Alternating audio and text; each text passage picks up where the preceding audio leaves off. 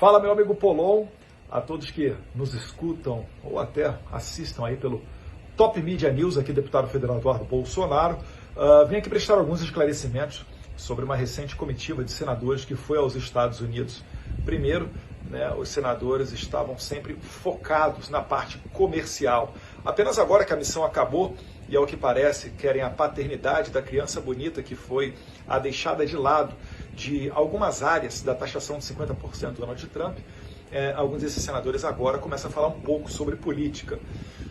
Antes tarde do que nunca, mas é muito pouco para você querer dizer que conseguiu realmente trazer um resultado dessa viagem. Primeiro, pelo grande equívoco, ou talvez medo de tratar o real problema, que é a crise institucional. Existem pessoas no Brasil que têm receio de bater de frente com o STF, eu entendo isso, principalmente de políticos que colocam a eleição acima de tudo e sabem que se comprar um problema com a Suprema Corte, principalmente com Alexandre de Moraes, podem ter eventualmente suas candidaturas cassadas, ou seus registros de candidatura junto a tribunais eleitorais indeferidos. Então, na verdade, deixam um pouco ao lado o verdadeiro interesse, que é o interesse da população. Eu fico tranquilo de falar isso porque eu comprei essa briga, eu sei qual que é o preço, eu estou com minhas contas bancárias congeladas, minha mulher está com as contas bancárias congeladas, daqui a pouco provavelmente vem um pedido de ordem de prisão contra mim, e esse é o preço que eu aceitei pagar, o sacrifício de deixar de lado todo o conforto e os privilégios da vida de um deputado federal, mas o meu eleitor me entendeu, ele me apoia.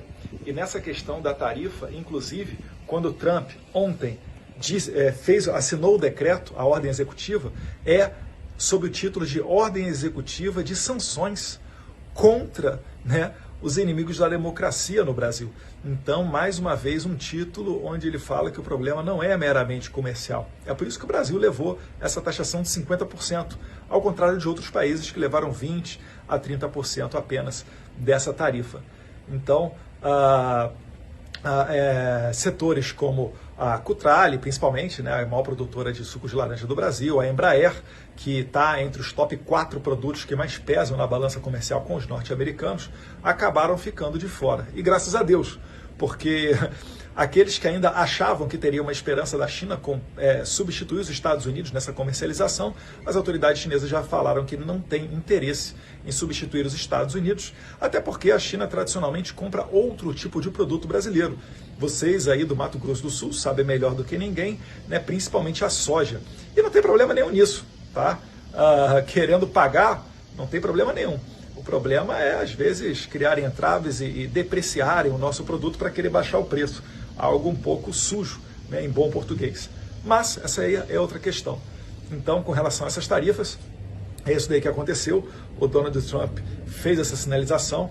Eu deixei público, junto com o Paulo Figueiredo, que até nós queríamos que fosse dado um prazo maior ao produtor brasileiro, talvez 60 dias, talvez 30 dias.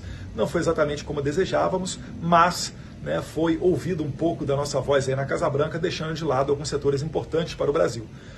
Seguimos trabalhando para que o Brasil possa ser um país respeitável, mas isso não depende de Trump, depende do governo brasileiro. Não pode o Lula ficar chupando jabuticaba, o Celso Amorim, que comanda a política internacional brasileira, cantando "Quem tem medo do lobo mau", quando perguntado sobre o que vai fazer com relação às tarifas, e achar que isso daí vai ser bem recebido nos Estados Unidos. Não, os Estados Unidos está dando o devido tratamento ao Brasil de ditadura, de um país que não se dá ao respeito e também protegendo o interesse dos americanos.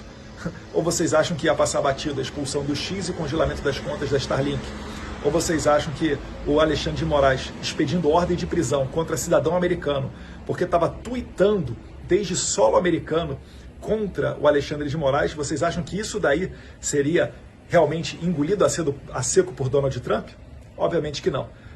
E preparem-se, porque Lei Magnitsky não é a última arma do Trump. Ele tem outras muito maiores, e eu quero crer que as autoridades brasileiras venham agora a se acalmar, a botar a bola no chão, para realmente aprovar uma anistia ampla, geral e restrita, e dessa maneira a gente abre uma boa mesa de negociação com um bom posicionamento junto ao presidente Trump, que é exatamente o que países que estão tendo sucesso agora nas negociações, como o Japão e a União Europeia, conseguiram fazer.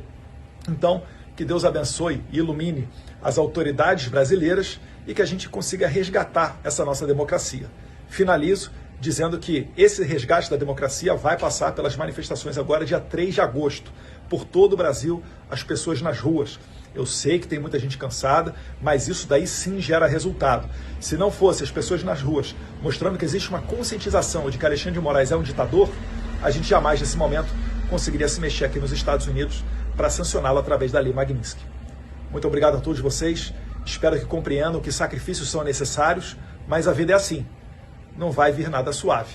Todo mundo que tem uma grande vitória, um grande sucesso na vida, passa por momentos de sacrifício. E eu agradeço a vocês que têm me apoiado, têm me seguido nas redes sociais, até como um demonstrativo numérico desse apoio. Então, @BolsonaroSP, e dia 3 de agosto, ao menos em espírito, nós estaremos nas ruas. E eu apoiando aqui de fora. Um abraço, fiquem com Deus.